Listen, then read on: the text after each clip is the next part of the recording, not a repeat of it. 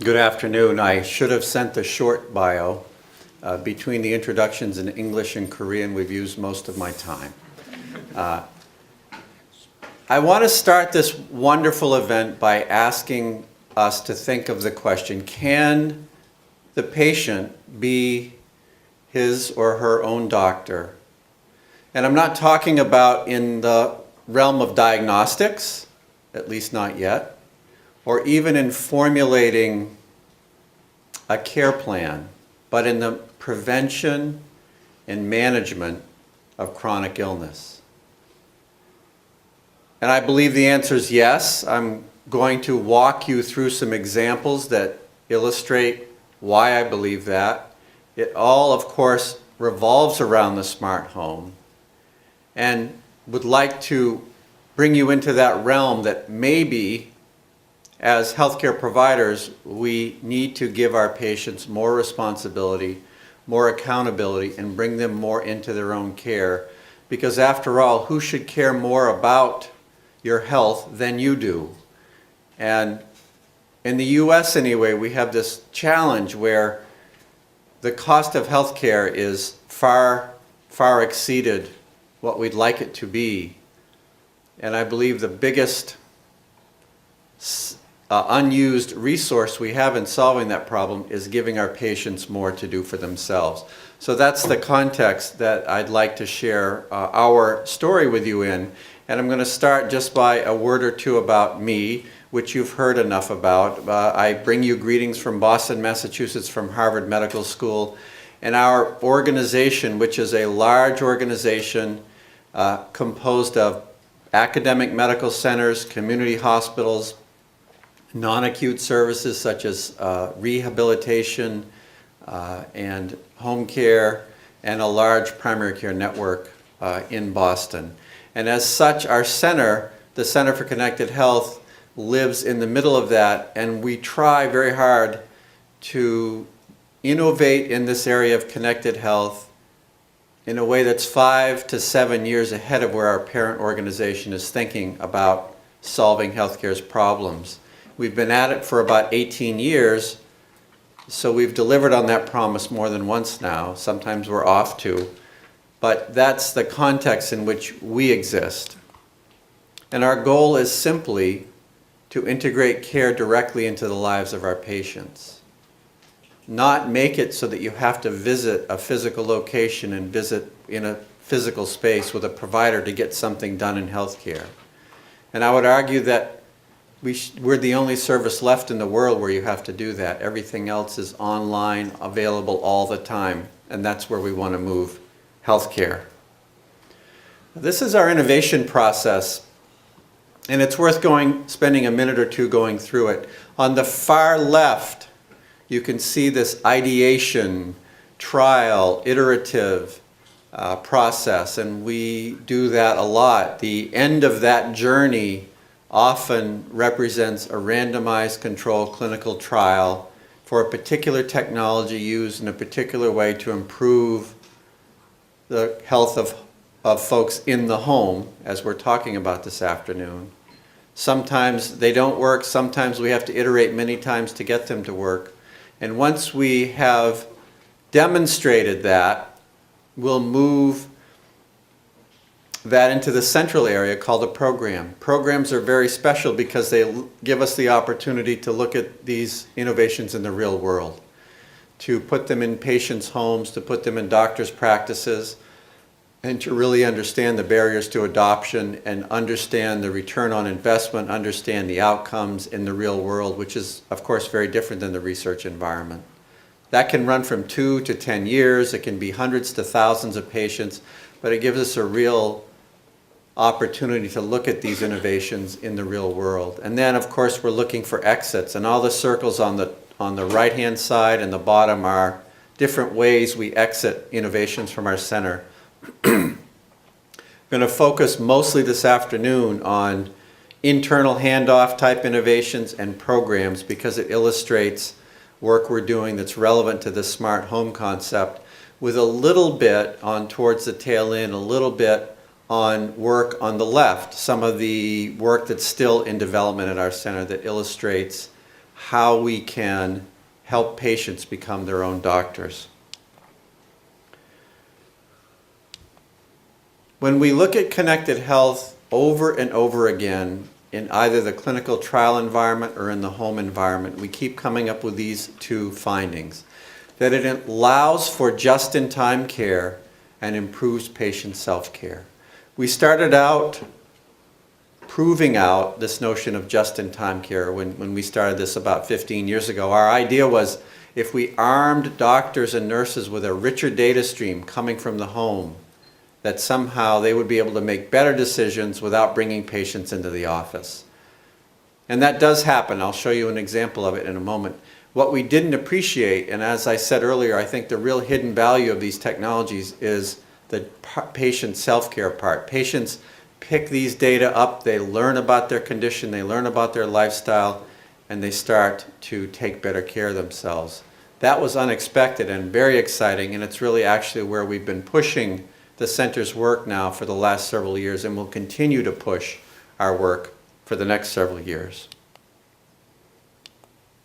So this is how it looks today. This is how it works, this idea of feedback loops.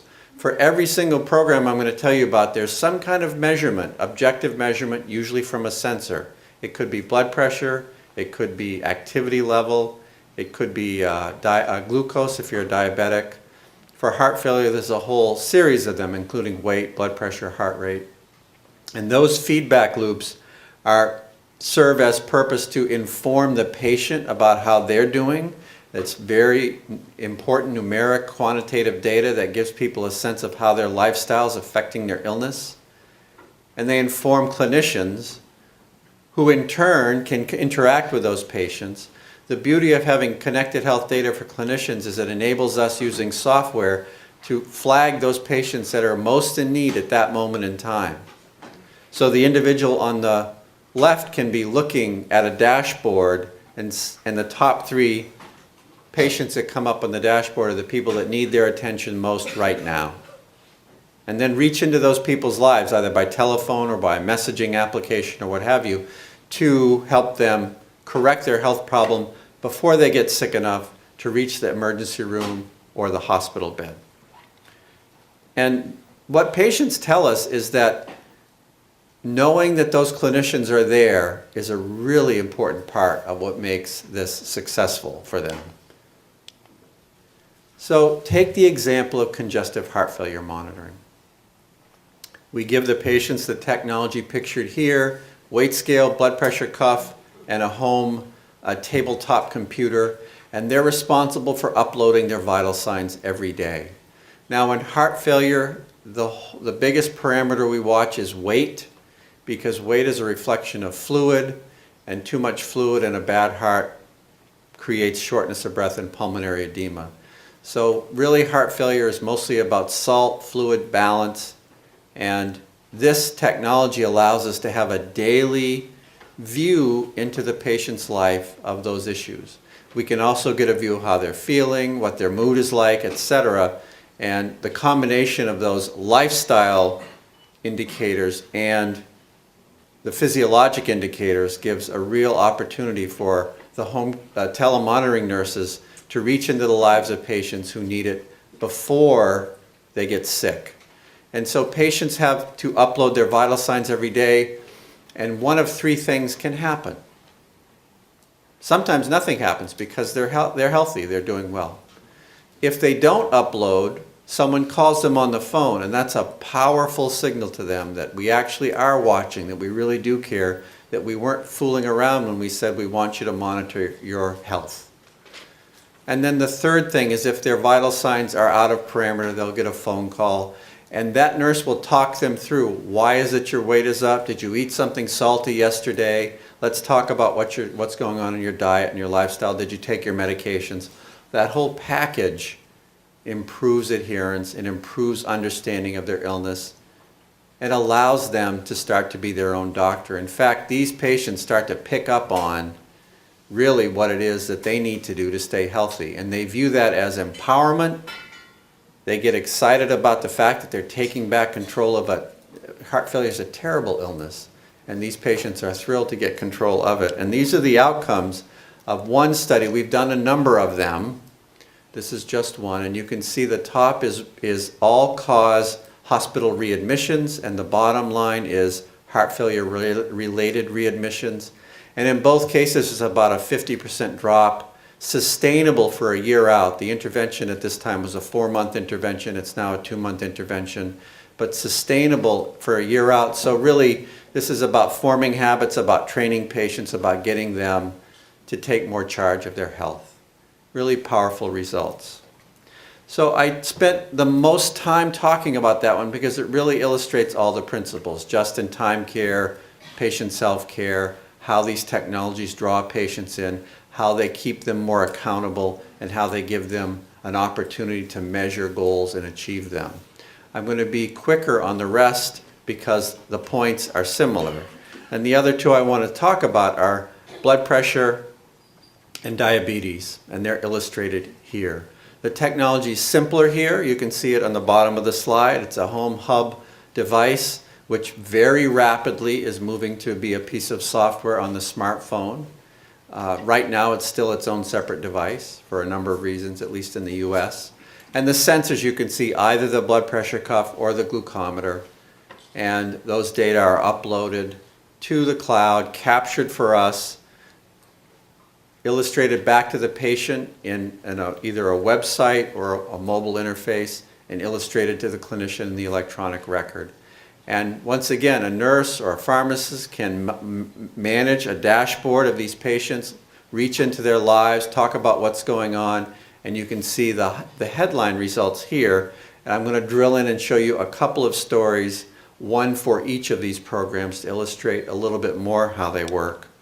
So this is a diabetes story, and one of the things I like about connected health that isn't always apparent is that the measurement is part of the intervention. It's built in.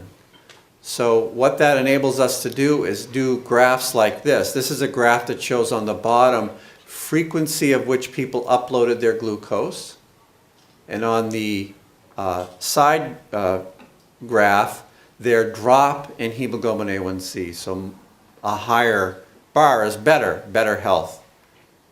And you can see that people who upload more frequently tend to do better. Well, we stop and think about that and say, well, that kind of makes sense, because if they care enough to measure their glucose and upload it, they probably care enough to take their medications and watch their diet, and they're generally more involved in their health. But the other thing this enables us to do is look at the far left-hand bar. These are people who didn't upload at all, and we can then isolate them, segment them, and give them a much more intensive program. Find out why they're not paying attention to their disease. How can we help them? Maybe those are the people that need to come into the office to visit the doctor, whereas the people on the far right seem to be managing themselves fine at home. So this idea of segmentation based on the data that these sensors give off is another powerful way to ensure that patients are involved. And I would say in this case, the people on the far right are indeed being their own doctor in their own home. The people on the far left probably need more attention. This is blood pressure, so this is a randomized controlled trial that was published about a year ago now, and just simply shows that if you give people a blood pressure monitor and some feedback over a website, which is really somewhat automated, i.e., if their blood pressure is doing well, they get some congratulatory messaging. If their blood pressure is doing poorly, they get some messaging about how they might change that.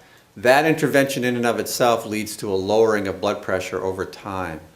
And you can see in the bars, the orange bars are the intervention group, and the green bars are the control group. And in both cases, a drop in systolic pressure of 10, drop in diastolic pressure of 5.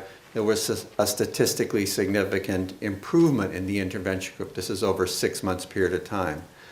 So these programs in their current iteration work. They're heavily involved with this idea that clinicians are watching the data. These are what patients tell us. They say, to be honest with you, I'm not sure I'd do this if I didn't know that my doctor or the nurse was watching, that they're checking in on me, that they're sort of holding me accountable. We call that the Sentinel Effect, and it's a really powerful psychology in this realm of connected health. So the question then becomes, could we do something to extend these clinicians even further? Could we do something to take advantage of that Sentinel Effect psychology and maybe build it into the software, build it into the messaging? So this is an interesting example that was just in the newspaper in Boston. This cardboard cutout of a policeman next to the bike rack decreased bike theft. Just a cardboard cutout. That's the Sentinel Effect. It's a powerful psychology. We see it all the time. And can we automate that? If people are sort of stupid enough to think that a cardboard cutout can keep them from committing a crime, maybe we can bring that into our software and keep people healthier. That's something we're working on. And it looks like this. So replace the left-hand side, that's the provider in my former slide. We still have the feedback loop, but replace that with a series of motivators that's unique to you. We're going to learn enough about you, learn enough about the patient to predict what of these motivators, whether it be games, incentives, coaching, what have you, what of those will be the right motivators at the right time, and automatically layer that onto the feedback loop to keep people engaged. Once again, with the goal of making their home smarter and making them more in charge of their own health, being their own doctor. When we look at this, we've done a few examples of this phenomenon, and we started out really excited by this. So this is just a couple of examples of a phenomenon I want to illustrate before I get to the next phase. And this one is a study where we used text messaging every morning of the weather report and a reminder to wear sunscreen. All right, so you see the little illustration of the device in the bottom middle of the slide. That's just a measurement device, so we know if people are using sunscreen or not. And they get a daily text message, and the control group simply gets the measurement device. They get no intervention whatsoever. And their data look like this. You can see the control group fades pretty quickly. So they may be in the beginning, because they enrolled in the study, they remember to use sunscreen for a couple of days, but it drops off pretty quick. And the intervention group is consistent at about 60%. And when we did this, we were pretty excited because those of you who do research know that people love to see graphs like this. The study group is much different than the control. You can publish papers and give talks and get promoted and everyone's happy. But what about the people above the 60%? Why is it only 60%? Why isn't it 100%? And that's what we started to think more about. Here's another example. This is a walking program. So the intervention here was 3 sessions a week with this automated software agent called Karen the Virtual Coach. And you would meet with her, and she would know your step count. So the control group is just the sensor, once again, just the feedback loop, which is a smart pedometer here. So you know your steps, but you get no coaching, whereas the intervention gets a coaching from Karen the Virtual Coach 3 times a week. And you can see, again, very similar curve. The coaching group stays about the same, whereas the sensor alone group falls off. So that's probably from habituation. That is that the sensor alone, after a while, it's not a new thing anymore. The Fitbit gets thrown in the drawer, or maybe you stop measuring your blood pressure because you forget about it. You just go on to other things. And the question is, how can we keep people engaged? And we not only want to keep them engaged at 60% level, we want to get closer to 100%. So this seems to be how these populations, our current understanding of how these studies work. About 10% of the population, 5 to 10%, are people who are motivated, quantitative, or really excited. Maybe they're fitness buffs, but they take these sensors and these feedback loops and they don't need anything else. They set goals, they achieve them, they become healthier. Arguably, they're already being their own doctor in that case. Then there's another group that for whatever intervention, whether it's Karen the Virtual Coach or a daily text message, they resonate with that intervention and they improve. But then there's 40%, and you can see above, there's 30% rather, that they're not really feeling it for your intervention. It just doesn't resonate with them. This is what it looks like graphically. So you can see that fall off of the sensor alone, the measurement device alone. You can see that there's an intervention group that resonates, and then above the blue line, people who just didn't really like. So when we did Karen the Virtual Coach, we had some feedback that people just didn't like her. Some people were like, I don't want to do this thing, so they're not going to resonate with that particular intervention. But what we'd like to do is, can we do this? Can we begin to get systems that are self-correcting? Let's suppose, again, we go back to Karen, if someone doesn't like her, we learn that early on and we give them a different intervention. Maybe we switch them over to the text messaging intervention. That's where we are now with this. Can we actually move the needle on adherence so that we get closer to 100% using this kind of an approach? So let me tell you and show you an example of that. This is Text to Move. This is a program for type 2 diabetics. The goal is to be more active, so each one of them gets a smart pedometer, and then we capture some information about them, about their readiness to change using the trans-theoretical model. So the readiness to change information, the smart pedometer information, and some information about their location so that we send them relevant messages. That all gets wrapped into a software algorithm. So this is all automated, no doctors, no nurses involved. And each day they get 2 text messages which are customized to their level of motivation and their activity level, and trying to encourage them to be more active throughout the program. And those messages change as they change. As they go through the program, if they get more and more excited or they get more and more active, the messaging automatically changes. Now, I don't have the results from this study. We're just closing it out now. It's brand new. But here's one example from one patient. And you can see this patient went through contemplation, preparation, action, and the step counts. You can see them go up nicely. Kind of like that red line I showed you a couple of slides back. So we're really excited about this idea of capturing information about you, using that for software algorithms, feeding back customized messaging, allowing you to be your own doctor. Again, in the context of chronic illness prevention and management, you can take care of yourself. That's the vision of the group now. We'll be pursuing this for some time, the next few years. I'm going to close out with a really powerful story that illustrates all of these principles, as well as the addition of genetics. This is Michael Snyder. He's the chair of genetics at Stanford University and a pioneer in the area of personalized medicine. And several years back, before it was trendy, he did something that I think was truly brave. He had his own graduate students sequence his genome to find out what his risks were. And this is what it looked like.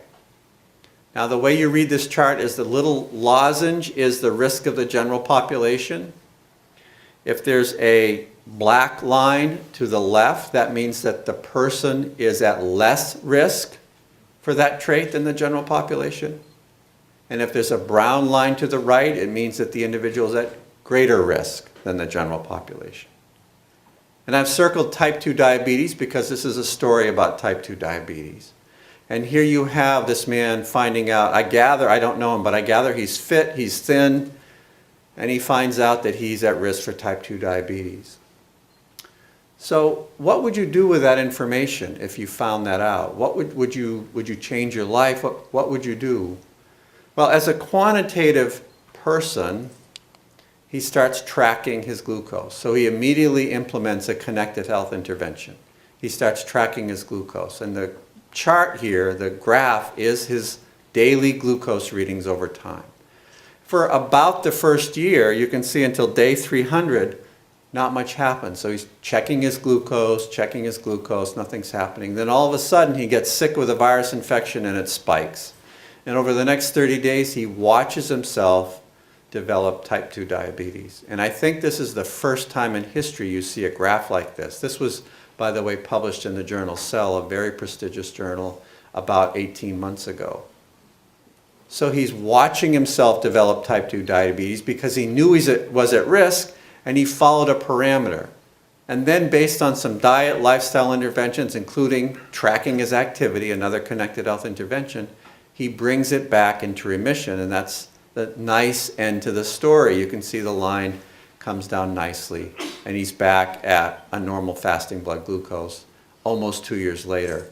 probably sustained relatively little long-term complications from this little bout. And it's a wonderful ending. But think about the number of people who go through this pre-diabetic phase for years. They don't know they're there. They're accumulating risk. They're accumulating cardiac disease, all the complications, and don't know this. And think about the power of both genetics and connected health to bring that home. So this is what I think the future will look like in this space. It's not unlike what I showed you a few minutes ago. We've got the motivational part, which is critical. We've got the connected health data, which is streaming in from the smart home. And then the genetics, which adds sort of a framework for the whole thing because it tells you what you're at risk for and what you should be monitoring more closely. And this is probably what we're building out now. This is, again, visionary, and we haven't got all these pieces in place, but this is what it looks like. We have all kinds of inputs we need to collect, not just your psychology, not just your connected health or your genetics. Do you have a job? Do you have a roof over your head? Do you have friends in the world? All these other parameters that are relevant to your health, we can collect those and then put them into the other end, the outputs. We can use things like games, we can use things like social networks, rewards, punishments, coaching, and deliver those through texting, apps, multimedia video, multimedia programs, etc.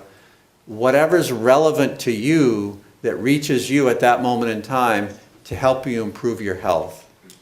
So once again, the story I think looks bright for you being your own doctor in the smart home because all of these technologies will enable you to get a sense of where your health needs are, to motivate you to improve your health, and to bring you along to the next phase of healthcare development.